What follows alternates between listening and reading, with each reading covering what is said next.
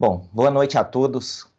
Meu nome é Cícero Washington, nós estamos aqui com o Raul, que é o responsável pela distribuição Radix, uma distribuição baseada em Ubuntu, que é muito bem acabada, com um visual, assim, muito interessante. Então, eu queria fazer algumas perguntas aqui para o Raul sobre a distribuição, que é essa distribuição que eu estou usando aqui. Bom, eu queria, Raul, que você começasse aí se apresentando, né, falando para a gente aí a sua formação, de onde vem seu interesse por Linux, né? Fique à vontade. Bom, boa noite, boa tarde, bom dia para todo mundo aí que estiver assistindo. Meu nome é Raul de Pés, eu sou brasileiro, né? Algumas pessoas têm essa dúvida às vezes quando me procuram a respeito do Radix, se eu sou brasileiro, se eu sou de outro país, enfim, eu sou brasileiro. Eu sou usuário de computadores desde 94, eu acho, 95 por ali. Foi quando eu fiz o meu primeiro curso de informática, tive o meu primeiro contato.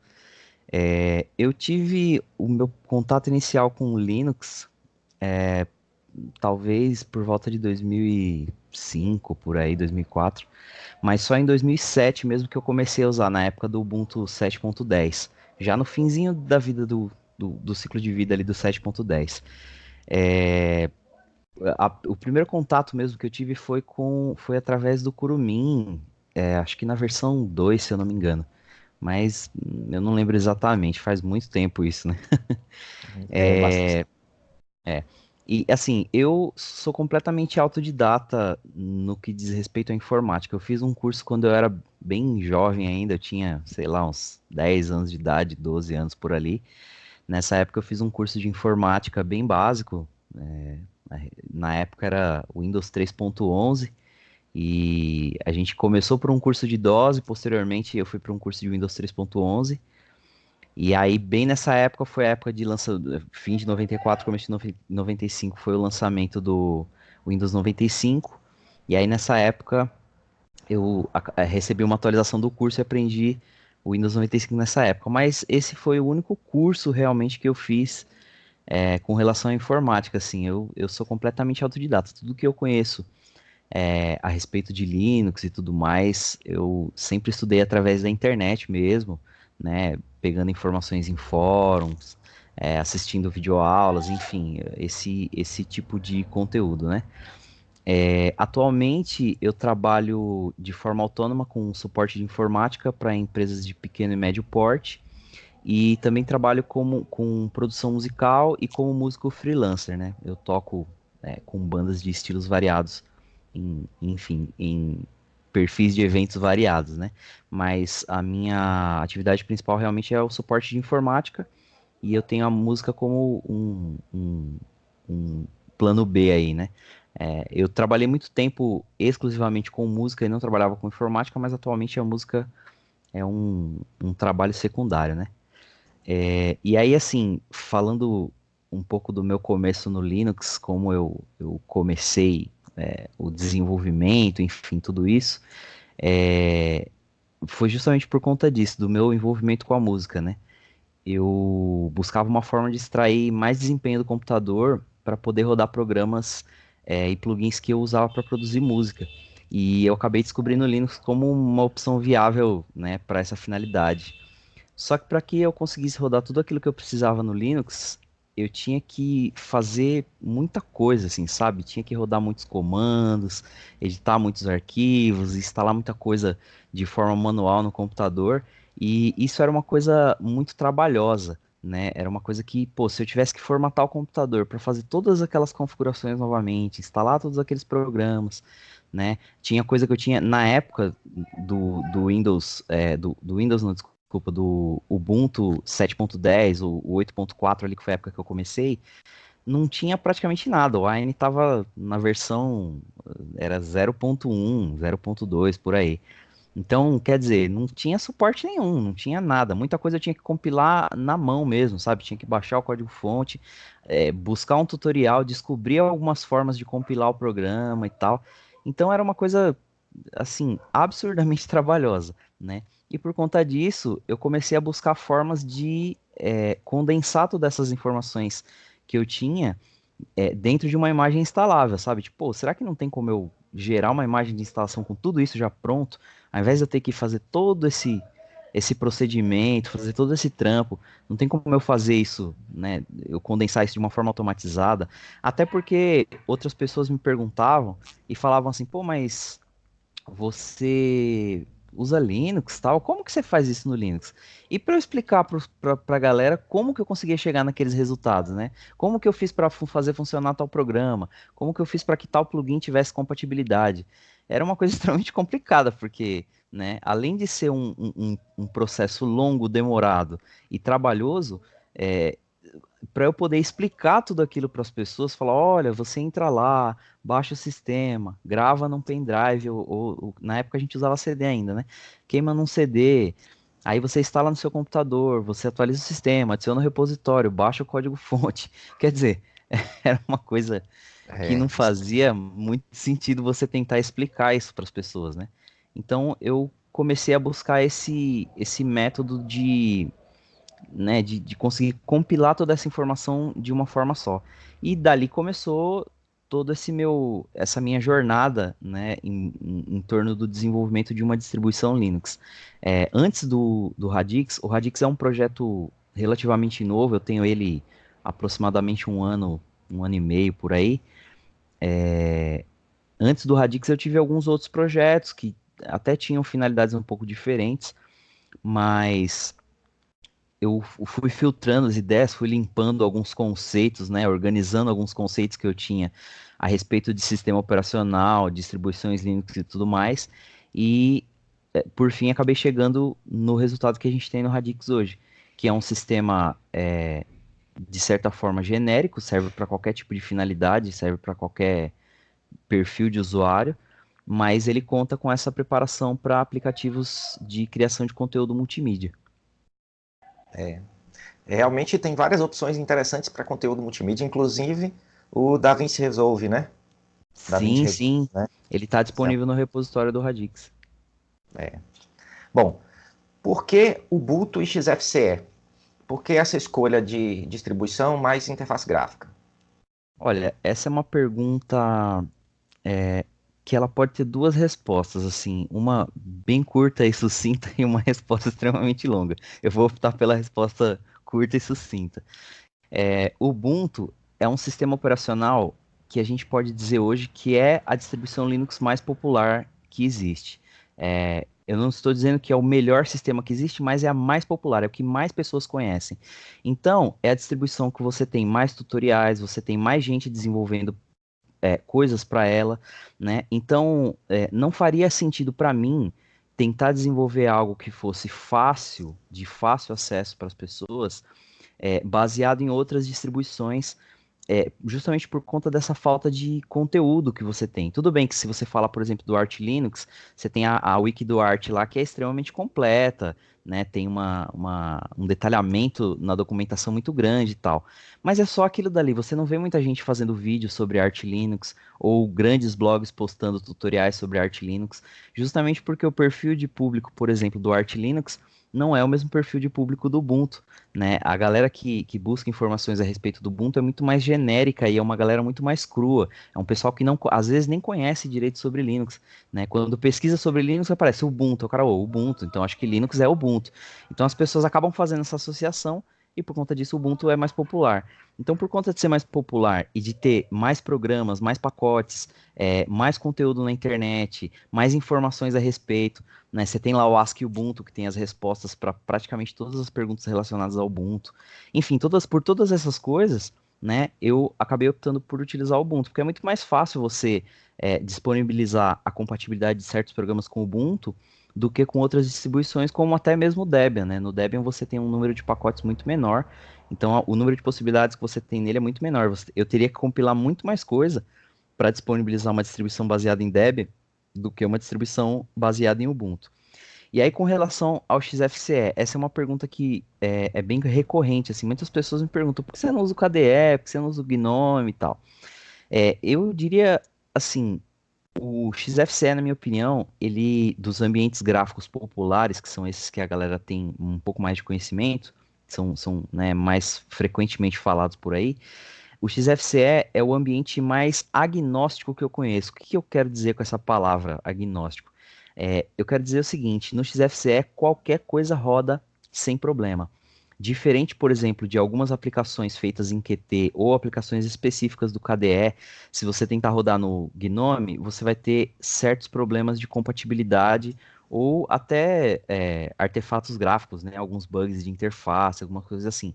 E vice-versa, programas que são feitos em GTK ou programas exclusivos do GNOME que você tentar rodar no KDE, você também pode ter esse mesmo tipo de problema. O XFCE, por ele ser mais enxuto e ter menos modificações específicas na forma de rodar os programas, ele roda qualquer programa de forma quase que 100% integrada ao ambiente gráfico em si, né? Claro que tem alguns pequenos ajustes que você tem que fazer de temas e coisas do gênero, que já estão embutidos no Radix por conta disso também, né? Mas assim, o XFCE roda praticamente tudo.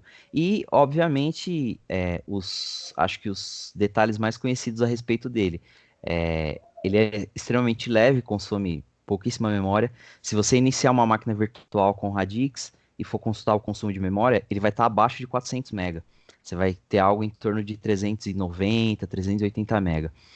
Se você desativar algumas coisas da interface gráfica, é possível você chegar num consumo médio de menos de 300 MB, coisa de 250, 280, por ali. Então é um ambiente gráfico que consome uma quantidade de memória praticamente insignificante para os dias de hoje, porque hoje praticamente todos os computadores modernos têm pelo menos 4 GB de RAM, né?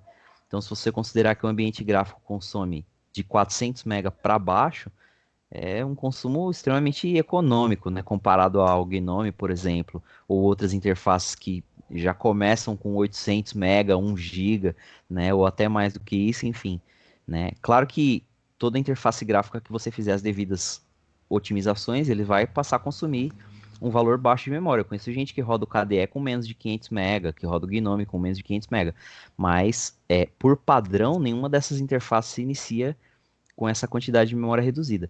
Então, o XFCE, ele é extremamente conhecido por conta disso, um consumo de hardware extremamente baixo. Outra coisa que eu gosto bastante do XFCE é que ele é muito customizável, você pode modificar praticamente qualquer elemento da interface gráfica da forma como você achar melhor. Então, isso para mim é uma coisa extremamente oportuna, porque eu pude moldar o painel da forma que eu queria, pude adicionar os elementos da forma como eu achava melhor, né? E ele me dá essa flexibilidade sem muitas complicações, né? Você não precisa fazer, sei lá, diversas configurações de forma manual, editar arquivos de texto e coisas assim. Não, você vai criando de forma gráfica mesmo, modificando as coisas, colocando no lugar do jeito que você quer. E ele me possibilitou chegar no aspecto visual que eu queria para um ambiente gráfico, né? Então, para mim, isso é um dos pontos que conta muito assim a respeito do XFCE, né? Aí dá para a gente citar esses 3 pontos. Então, ele é extremamente agnóstico, roda qualquer tipo de programa sem a menor complicação, até aqueles programas que são feitos em FLTK, AITK, que são esses frameworks mais simples e tal. Esses programas, se você for rodar eles no Gnome ou no KDE, eles nunca iniciam com o tema que está no sistema, as cores do tema, né? Eles têm uma integração muito ruim, às vezes até os que, por exemplo, o X11 VNC, que ele carrega um ícone no tray, né? Se você for na área de notificação. Se você abrir ele no Gnome, no KDE, fica um bloco preto e o ícone em cima, assim. No XFCE não acontece, ele fica com a transparência no fundo, né? Então são esses pequenos detalhes de integração que eu acho que o XFCE é melhor do que outros ambientes gráficos, falando dos ambientes populares nesse sentido, né? Claro que se o cara pegar, por exemplo, um ambiente gráfico como i3 ou, sei lá, DWM, BSPWM e for customizar ali nos mínimos detalhes, ele vai chegar nesse resultado, mas é muito mais trabalhoso, né? No caso do XFCE eu consegui de uma forma mais fácil isso, né? É. E ficou, assim, muito bom, né? Ficou acima da expectativa de um XFCE, né? Você conseguiu fazer um trabalho de customização, assim, realmente acima do nível. Ficou assim, né? Ficou bonito, né? E agradável. É o que eu buscava, né? Eu buscava conseguir criar uma interface que fosse bonita e agradável e que me oferecesse uma certa flexibilidade para minha forma de usar o sistema. Claro que cada usuário tem seu método, né, sua forma de usar o sistema. Mas do meu ponto de vista, eu consegui deixar fácil, né? Para mim ficou fácil de usar o sistema da forma como as coisas estão dispostas na tela. Certo. Você já comentou sobre produção multimídia, né, que é uma das necessidades que você tem. Quais as coisas que você destaca nesse aspecto aí, sobre produção multimídia? Ó, nesse ponto da criação de conteúdo multimídia, o Radix ele conta com algumas coisas pequenas, mas que são assim de suma importância para que os programas funcionem bem. Por exemplo, o Radix já vem com o jack, né, que é o servidor de áudio para baixa latência. Para que você consiga usar o jack com baixa latência, consiga iniciar ele no modo real time, você precisa que o seu usuário esteja adicionado ao grupo áudio. E em nenhuma distribuição isso vem por padrão, a não ser Ubuntu Studio ou distribuições específicas para criação de conteúdo multimídia. Então, no caso do Radix, ele vem com essa configuração. O seu usuário ele já vem adicionado ao grupo áudio e ao grupo vídeo, né, para que você consiga executar certos recursos de alguns programas, como é o caso do JackD. Para programas de edição de vídeo, como por exemplo o Kdenlive, Shotcut, ou até mesmo o DaVinci Resolve, enfim, ou programas como o Blender, por exemplo, que não é para edição de vídeo, mas é um software de criação de conteúdo também. Programas desse tipo, você sempre vai ter um recurso ou outro que estão atrelados ao seu usuário pertencer ao grupo áudio ou ao grupo vídeo. Então, no caso do Radix, o usuário já vem por padrão nesses dois grupos. E só para citar, assim, com relação à questão dos grupos, se você for rodar, por exemplo, o VirtualBox para acessar dispositivos USB dentro do VirtualBox, o seu usuário precisa estar no grupo do VirtualBox. E isso não vem por padrão em nenhuma distribuição. No caso do Radix, também já vem habilitado, já que a gente está falando dessa questão dos grupos, né? Mas voltando ao aspecto multimídia, eu adicionei, assim, eu mantive a distribuição com o kernel genérico pela questão da compatibilidade, porque às vezes o cara quer rodar num computador muito antigo, que ele não tem suporte a determinadas tecnologias que não fazem parte de kernels, como, por exemplo, o Liquorix ou o Zenmode. No caso dessas máquinas mais antigas, o cara vai conseguir rodar com o kernel genérico numa boa, mas, obviamente, pela máquina ser antiga, o cara não vai conseguir usufruir de todos os recursos de otimização que são mais modernos, né? Mas para quem tem uma máquina mais moderna, pode instalar o kernel Liquorix ou o Zenmode, que são dois kernels que têm esse princípio de baixa latência, otimização na alternância de aplicativos, né? O multitasking, né? Você ter vários aplicativos rodando ao mesmo tempo. Porque, assim, uma coisa que muita gente não entende é o seguinte: é um pouco difícil explicar isso sem citar os aspectos técnicos, mas eu vou tentar fazer uma ilustração simples. Qual a diferença de um kernel genérico para um kernel como o Liquorix ou o Zenmode ou o Low Latency do Ubuntu, né? Qual a diferença entre esses kernels? No genérico, você tem várias camadas que você consegue executar ao mesmo tempo e todos esses programas eles ficam em execução de forma simultânea, né? Você consegue, por exemplo, abrir, sei lá, um navegador, um editor de texto e um programa de torrent e todos eles estão rodando ao mesmo tempo. Eles são, o processador ele calcula o que esses programas precisam para rodar ao mesmo tempo. Num kernel de baixa latência, ou né, o Liquorix, Zenmode ou Low Latency, nesses kernels existe uma alternância entre os processos. O processador ele não está o tempo inteiro calculando tudo. Ele está alternando os processos. Uma hora ele calcula para o navegador, outra hora ele calcula para o programa de torrent, outra hora ele procura para o editor de texto, né? E ele vai fazendo essa alternância entre o cálculo de execução de cada programa. E aí o que acontece? Quando você executa uma determinada função que faz uso desses recursos de preempção em tempo real, esse programa ele passa mais tempo nessa camada inicial, ao invés do sistema ficar, o kernel alternar entre os programas de uma forma igual, ele alterna de forma mais lenta, ele mantém esse processo principal mais tempo em cálculo, né, por assim dizer. Enquanto aqueles outros processos que você não está utilizando, eles ficam ali esperando um momento de alívio nesse processamento. Isso não quer dizer que vai trazer lentidão para outros programas, isso quer dizer que vai trazer uma otimização de processamento para programas de alta prioridade. É exatamente isso que acontece. Então, por exemplo, quando você inicia o servidor de áudio jack para rodar por exemplo, para gravar um instrumento no computador, se eu não tiver essa alternância entre o processamento dos programas, eu vou ter o que a gente chama de artefatos no som, né? Os famosos drops, né? Você começa a ter aqueles pequenos cliques, aqueles dropzinhos, aqueles ruídos indesejados, e você não consegue ouvir isso em tempo real. Eu não vou conseguir tocar o meu instrumento e ouvir no meu fone de ouvido ao mesmo tempo. Eu vou tocar e depois de alguns milissegundos ele vai tocar no meu fone de ouvido, ele vai reproduzir esse som no meu fone de ouvido. Isso porque o servidor não consegue ser executado em tempo real com um kernel genérico. Para que você consiga fazer isso em tempo real, você precisa de um kernel que dê prioridade a esse processo e, através disso, você consiga reduzir a latência com a qual esse programa o cálculo dele é processado pelo kernel.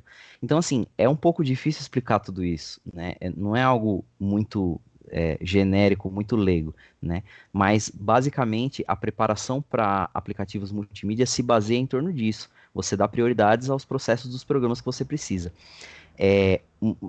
Assim, para citar alguns outros poucos detalhes, por exemplo, o Radix vem com o Zerran, que é aquele programa que ele, ao invés de despejar, de fazer a troca de memória através da swap, ele reserva um espaço da sua memória RAM, cria uma unidade dentro da sua memória RAM e ele faz a troca por ali. Isso é muito mais rápido do que você gravar essa informação no disco e ler ela novamente. Essa leitura é feita de forma muito mais rápida. Isso compromete um pouco da sua memória RAM, mas de certa forma traz uma velocidade na responsividade do computador muito grande. Como, por exemplo, quando você vai editar um vídeo, que você aplica um efeito lá e você vai dar o preview, você vai arrastar a agulha de leitura lá em cima do seu take de vídeo, da sua trilha de vídeo. Se você não tiver essa troca de memória muito rápida, você vai perceber que fica lento, fica ralentado, você não consegue ter uma fluidez. Agora, quando você tem essa troca de memória mais rápida, aliada a um kernel que está dando prioridade a esse processo, você consegue ter muito mais fluidez na leitura das informações quando você vai tentar reproduzir o seu vídeo. Então, assim, existem, como eu falei, são vários detalhes bem pequenos, mas que são de extrema importância para que você consiga executar esses programas de criação de conteúdo multimídia de uma forma mais fluida, de uma forma enfim, né, com um poder de processamento maior. Então, o Radix, ele já conta com toda essa preparação. Claro que, como eu falei, ele vem com kernel genérico. Se você precisar realmente usar esse tipo de programa, você vai precisar instalar o Liquorix ou o Zenmode, mas os repositórios deles já estão disponíveis no sistema. Você não precisa adicionar um repositório a mais para fazer isso. Simplesmente você abre lá o gerenciador de pacotes, busca pelo nome, instala e tá tudo certo. É só reiniciar a máquina e usar. Facilita bem, né? Eu acho que assim, a contribuição mais importante que a gente pode dar aí para quem está assistindo o vídeo é entender que um kernel de baixa latência, se você tem uma máquina muito boa, ele vai ajudar a programas que precisam de bom desempenho, né? Como você explicou muito bem. Bom, seguindo essa linha de... Você quer adicionar alguma coisa, por favor? Não, assim, só para ressaltar o que você acabou de falar, se você disse assim, se você tem uma máquina muito boa, realmente, tem gente que acha que um kernel de baixa latência, ele vai trazer mais desempenho para máquinas fracas, para máquinas ruins, e não é isso. Obviamente que ele vai trazer mais desempenho para qualquer computador, né? Mas algumas máquinas mais antigas que não têm determinadas tecnologias, determinadas instruções de tecnologia no processador ou na memória, ou até mesmo na placa-mãe, na BIOS, enfim, essas máquinas não vão tomar proveito das melhorias que esse tipo de kernel traz. Então, é justamente o que você falou, se a sua máquina é boa, se você tem um computador que é decente o suficiente para rodar esses programas, com um kernel de baixa latência, ele vai rodar melhor ainda. Isso mesmo. Pode Bom, seguir. seguindo nessa linha de softwares que vêm instalados aí no Radix, você não coloca nenhuma suíte de Office, né? Você coloca o Midori como browser, né? E algumas outras escolhas que são um pouco tradicionais, não são as mais comuns. Faz aí um apanhado rápido dessas aplicações, por que essas aplicações? Bom, vamos lá. Primeiro com relação ao navegador, né? Por que que o Radix vem com o Midori e não vem com o Chrome ou o Firefox, por exemplo? Existe uma polarização muito grande e nos dias atuais, mais ainda por conta de questões políticas, as pessoas se inflamaram mais ainda com essa coisa da polarização, que é o seguinte: eu gosto desse programa. Se você usa outro, eu acho horroroso. E você é meu inimigo de morte, entendeu? As pessoas, infelizmente, têm esse raciocínio e, obviamente, que todo mundo já tá cansado de ver esse tipo de discussão na internet. Então, o que acontece? Nos primeiros releases do Radix, eu incluía o Firefox nas primeiras versões. E aí muita gente falava, não, mas o Firefox é muito ruim, porque não sei o que, não sei o que, não tem a sincronização do Chrome, não salva não sei o que, e bota o Chrome. Aí, caramba, né, velho? Mas tem todos os recursos que o cara tá citando, mas ele implicou com o programa, então, enfim. Depois de muita discussão com algumas pessoas, eu resolvi trocar e colocar o Chrome. E aconteceu a mesma coisa. A galera que, né, falava mal do Firefox virou o avesso, né? Teve gente que começou a falar mal, não, porque vem o Chrome, e o Chrome ele tem telemetria, ele espiona o usuário, não sei o que, blá blá blá. E aí, cara, sabe, você fica naquele impasse. Pô, eu vou favorecer esse cara ou aquele cara, sabe? E aí eu cheguei na conclusão de que eu não ia, eu ia entregar o sistema sem nenhum navegador. Eu não ia fornecer nenhum navegador com o sistema. Eu ia incluir uma ferramenta que o cara ia clicar em cima e ia aparecer qual navegador você quer. Aí o cara seleciona o navegador, aperta OK, ele instala o navegador e o cara começa a usar. Só que o que acontece? Eu tive pouca ajuda para concluir o desenvolvimento dessa ferramenta. Eu até consegui fazer ela funcionar e tal, mas eu precisava de mais pessoas que me ajudassem com testes e tal, e até com código mesmo. E por conta de ser uma coisa muito trabalhosa para eu conseguir desenvolver naquele momento, eu acabei deixando a ideia de lado. Só que aí eu pensei, pô, eu não posso deixar sem navegador e sem nenhum atalho ali para o cara pelo menos saber como que faz para instalar o navegador, né? E aí eu optei por colocar o Midori por quê? Porque o Midori é o menor navegador que você vai encontrar assim a nível de tamanho, né? Eu acho que ele tem instalado, ele deve consumir 30 mega, 25 mega, uma coisa assim. É extremamente pequeno. Qualquer outro navegador que eu fosse colocar, tipo Firefox, Chrome ou os equivalentes no nível de recursos e tal, de motor e tal, eles iam consumir algo em torno de 100 mega. E tem aquele Epiphany, né, que agora é Gnome Web, ele consome algo em torno de 60, 70 MB instalado. E como eu queria reduzir o tamanho da ISO ao máximo possível, eu optei pelo menor navegador disponível, no caso, o Midori. É claro que o Midori não é um navegador, como é que eu posso dizer assim, completo, rico em recursos, né, serve para tudo. Você não vai conseguir assistir Netflix nele. No YouTube ele dá alguns bugs de vez em quando, o fundo do player fica vermelho lá, dá um bug de vez em quando. Mas o que acontece? É um navegador básico para você poder abrir ele, entrar no site do Chrome e fazer o download se você quiser, ou entrar no site do Opera e fazer o download, ou de qualquer outro navegador que você quiser usar, né? É um navegador básico, é simplesmente para você poder acessar as páginas de forma simplificada e ter uma navegação mínima, né? E para não ocupar muito espaço dentro da distribuição. Por conta dessa polarização, né, eu fui obrigado a tomar essa decisão de incluir um navegador que fosse o mais simples o possível, né? E aí, com relação à suite Office, a história é mais ou menos parecida. Eu nunca cheguei a incluir uma suite Office no Radix, justamente por conta disso, porque muita gente gosta do LibreOffice, outras pessoas gostam do WPS. Eu, por exemplo, uso o FreeOffice da SoftMaker. Só que é justamente isso. Se eu colocar um, a galera vai reclamar e vai pedir outro. Se eu colocar outro, a galera vai reclamar e vai pedir o outro ainda, né? Né? Vão sugerir uma terceira opção. Então, por conta disso, por ser uma coisa que é muito pessoal, por serem aplicativos de uso, né, de ordem muito pessoal, eu preferi não incluir. E também pela questão de manter o tamanho da imagem mais enxuta, né, diminuir o tamanho da imagem, o tamanho final da imagem. Hoje, a imagem de instalação da Radix ela está em torno de 1.5 GB, 1.6 GB, né? Se eu incluir uma suite Office qualquer delas que seja, e um navegador como o Firefox ou Chrome, eu vou passar de 2 gigas no tamanho aí, né? Então, a minha ideia é manter as coisas o mais simplificadas possíveis, né? É que é uma ótima escolha aí, né? Principalmente para esse cenário que você está querendo uma distribuição mais genérica, né? É. Bom, falando de equipe, você comentou aí sobre em algum momento aí que você precisou de ajuda e não deu tempo de lançar a ferramenta para escolher o navegador. Até onde eu sei, a equipe do Radix é você, né? Pois eu tô nessa jornada sozinho, né? Aproximadamente um ano aí, um ano e meio. né?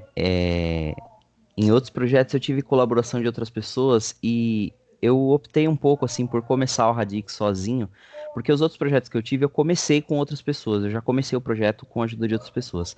Eu optei por começar o Radix sozinho justamente porque eu tive problemas, né? A última distribuição que eu desenvolvi, que eu tentei é, né, levar o projeto para frente, acabou não dando certo por conta de um outro desenvolvedor que participava comigo. Ele tinha algumas ideias com relação à mineração e coisas do gênero que ele queria embutir no sistema. E, cara, eu discordei completamente, assim, né? E era algo que não fazia parte dos meus planos e eu achava extremamente invasivo, né? E por conta disso eu acabei desistindo do outro projeto. Então, o Radix, quando eu comecei, eu já pensei nisso. Eu falei, bom, eu vou começar sozinho, vou fazer o que eu puder, o que tiver ao meu alcance, vou me desdobrar para fazer o que eu puder. E à medida, né, do tempo que as coisas forem acontecendo, se mais pessoas se interessarem pelo projeto, serão bem-vindas, obviamente, mas tudo dentro de uma prerrogativa de que, cara, eu não quero desenvolver algo que seja invasivo. Eu não quero vender uma mentira para os usuários. Eu não quero vender algo que, sabe, vai contra os meus princípios de moral, assim, porque não faz sentido. Isso não faria sentido para mim. Então, de repente, colocar um, um código malicioso ali dentro de um pacote qualquer só para tirar vantagem dos usuários de alguma forma, isso realmente não me interessa. Agora, com relação a essa questão do desenvolvimento, eu, obviamente, ao longo do tempo, desse 1 ano e meio, eu já tive várias contribuições de outras pessoas. Algumas pessoas me ajudaram com código, muitas pessoas me ajudaram com testes, né, com experimentos e coisas do gênero, e algumas pessoas me ajudaram de forma financeira, né? Eu tive algumas contribuições financeiras ao longo desse período. Mas, assim, em suma, ninguém abraçou a causa do projeto, né? Ninguém como é que eu posso dizer assim, ninguém se dispôs a participar de forma efetiva do projeto, né? Por exemplo, hoje o domínio que eu uso, que é o radix.ws, foi doação de um usuário. A imagem de instalação eu compilo ela numa máquina virtual online, né? Uma VPS. E essa VPS também é doação de um outro usuário.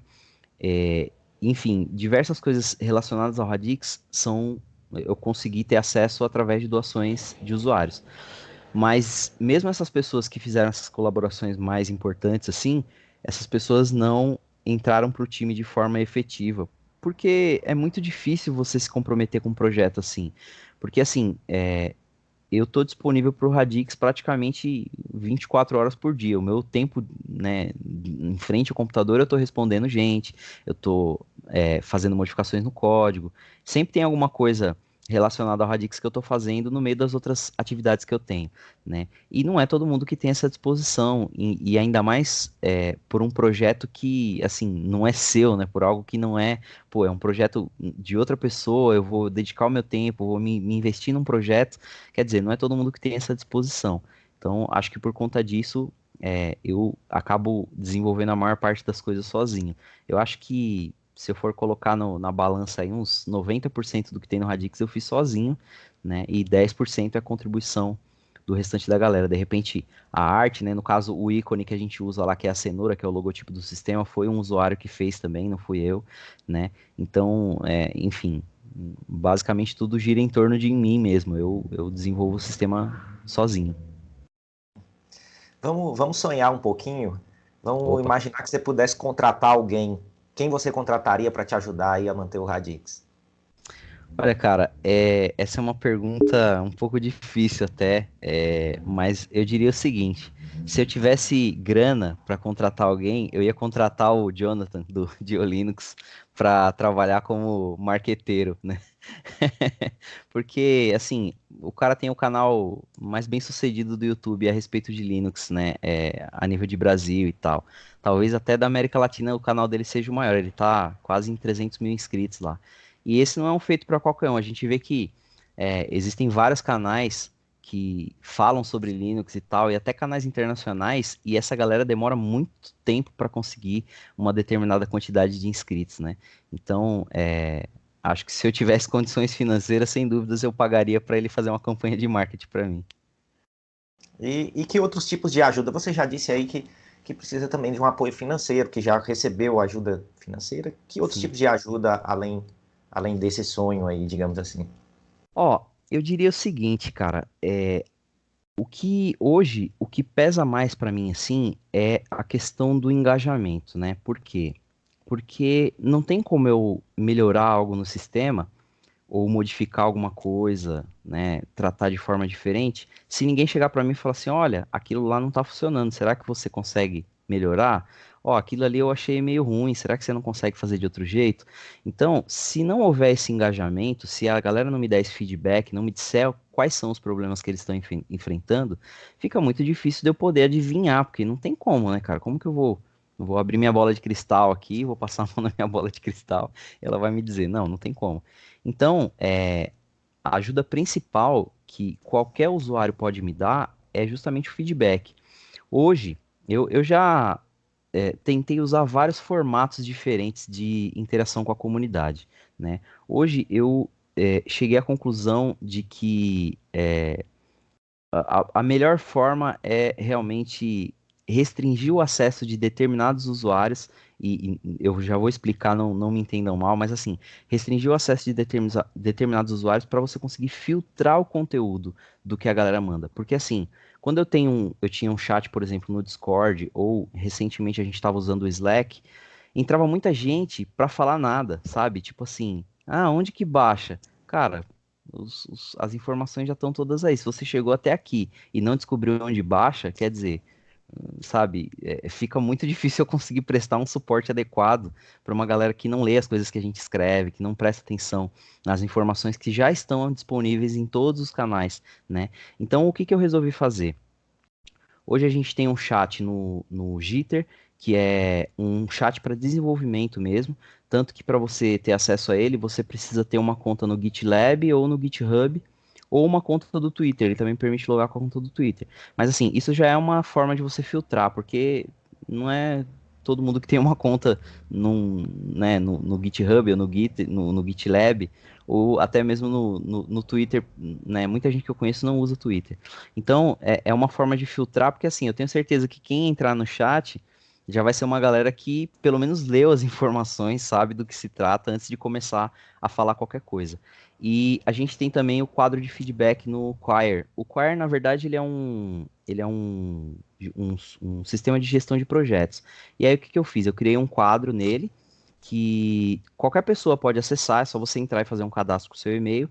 E através dele, qualquer usuário pode adicionar novas tarefas nesse quadro. E essas tarefas, é, elas entram como feedback, né? Como perguntas ou, né, solicitação de suporte, enfim. E o barato de usar o Quire é que justamente eu posso etiquetar e eu posso usar essas tarefas para dar segmento, por exemplo. Um usuário entra lá e reporta assim: ah, não consegui instalar o driver da placa fulano. Pô, por que que ele não conseguiu? Eu vou investigar, vou descobrir se realmente a pergunta dele faz sentido. E quando eu descobrir, né, pô, realmente existe um bug e eu preciso corrigir, eu posso usar aquela mesma tarefa para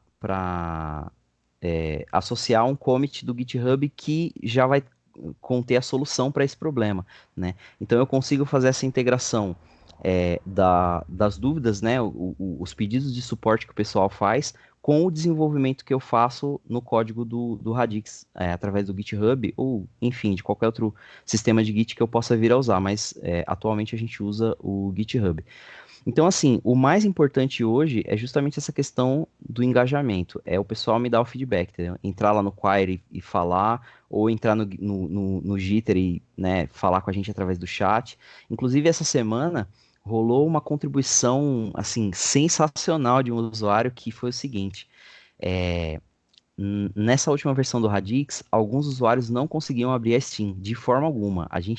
Eu tentei dar várias instruções para vários usuários e o problema continuava. Ninguém conseguia fazer a Steam funcionar. Eu falei, putz, cara, que negócio chato, porque, meu, Steam muita gente usa, né? A galera joga e tal, e o bagulho não funciona e fica, né?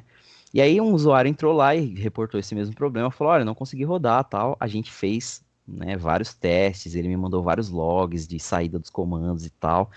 E a gente tentou de várias formas e não conseguia resolver de forma alguma. Aí por fim eu falei pra ele, falei, ó, cara, infelizmente eu não sei como resolver, assim, no meu computador aqui tá funcionando e vários outros usuários também estão usando a Steam numa boa. Infelizmente eu não sei dizer o que que tá acontecendo, por que que você não consegue rodar a Steam na sua máquina. E ele falou, não, beleza, né, agradeço você pelo tempo e tal, vou continuar pesquisando aqui, né, depois a gente se fala. E eu tinha até acessado a máquina desse cara remoto, fiquei um tempo lá testando e fazendo teste e tal. E aí, por fim, né, a gente ficou nessa, eu desisti porque eu não tinha mais o que fazer, ele, né, agradeceu e tal, ficou por isso. E aí passou uma meia hora, ele voltou e falou assim, ó, é o seguinte, eu instalei esse pacote aqui e a Steam abriu, funcionou. Eu falei, pô, cara, mas eu não tenho esse pacote instalado, por que que tá, né, por que que aqui roda e aí não tava rodando sem esse pacote?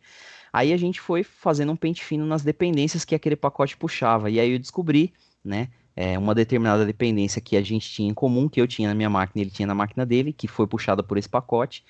E essa dependência serviu para resolver o problema. A gente fez o teste depois, ele fez o teste numa outra máquina que ele tinha, que estava com o mesmo problema, instalou só aquela dependência e a Steam funcionou numa boa.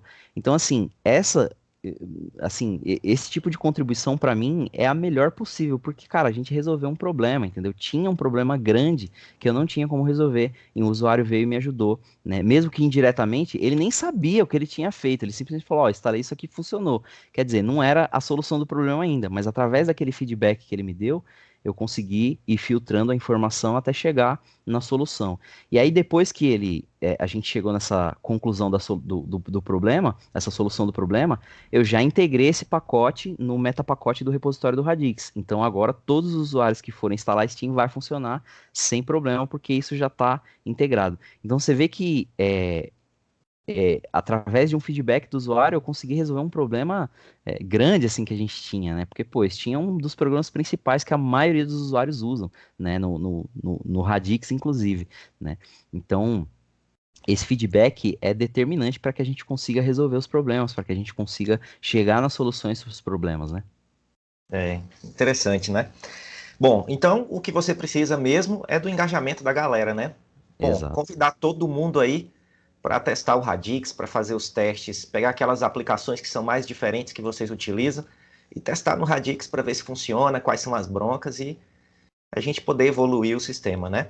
Bom, quero convidar também todo mundo para conhecer os nossos cursos. Eu vou convidar também aqui em breve o Raul para participar como produtor de conteúdo para o certificações.net.br. Né? A gente já andou conversando algumas coisas e eu acho que já vai sair alguns cursos interessantes disso aí.